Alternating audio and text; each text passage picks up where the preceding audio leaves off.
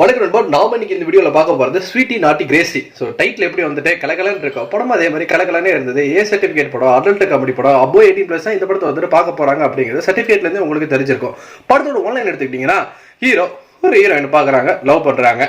So dating அப்படிங்கிறத வந்துட்டு போறாங்க. ஸோ அப்போ அவங்களுக்குள்ள ஏற்பட்ட ஒரு சம்பவத்தில் வந்துட்டு ஹீரோ வந்துட்டு குமரி ஆனது ஹீரோயின்ட்டு ஒரு உண்மையை சொல்றாங்க. இது மாதிரி ஆல்ரெடி எனக்கு வந்துட்டு ஒரு மேட்டர் வந்து ஆயிடுச்சு, அவங்க தான் என்னோட டியூஷன் டீச்சர் கூட அப்படின்ட்டு. திரும்பி ரெண்டாவது வாட்டி வந்துட்டு பிரியறாங்க, அதுக்கப்புறம் சேர்ந்து டேட்டிங் போறாங்க. அப்பயுமே வந்துட்டு குமரி ஆனது எனக்கு வந்துட்டு இன்னொரு மேட்டர் ஒன்று ஆயிருக்கு அப்படின்ட்டு ஒரு ஆன்டியோட அப்படிங்கிற அந்த விஷயத்தையுமே வந்துட்டு ஹீரோயின்ட்ட சொல்றாங்க. இதுக்கப்புறமேட்டே எல்லாம் ஒரு பிரச்சனை வந்து பிரிச்சு, சரி இதுக்கப்புறமேட்டு இவனை விடக்கூடாது அப்படின்னு சொல்லிட்டு கல்யாணத்தை வந்துட்டு பண்ணிடுறாங்க.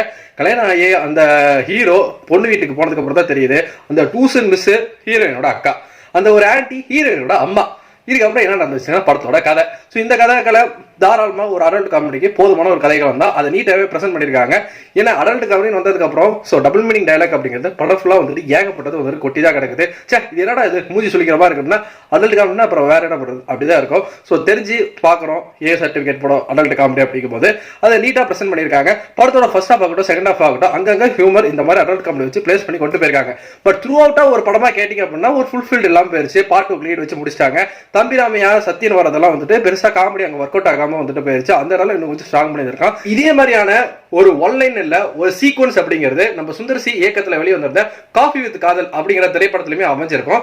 இது இல்லாம ஜீவா நடிப்புல வெளியே வந்திருந்த சிங்கமொழி அப்படிங்கிற திரைப்படத்திலுமே இந்த மாதிரியான ஒரு காட்சி அப்படிங்கிறது வந்துட்டு வந்திருக்கும். அந்த ஒரு சீனை மொத்த படமாவே வந்துட்டு எடுத்து வச்சிருக்காங்க. என்ன பொறுத்த வரைக்கும் தாராளமா ஒரு ஒன் டைம் வாட்சபிளான மூவியா இருந்தது. நீங்க இந்த படம் பார்த்துருந்தீங்கன்னா உங்களுக்கு எப்படி போச்சு நம்மளோட கமெண்ட் செக்ஷன்ல வந்து தட்டி விட்டுருங்க. நன்றி, வணக்கம்.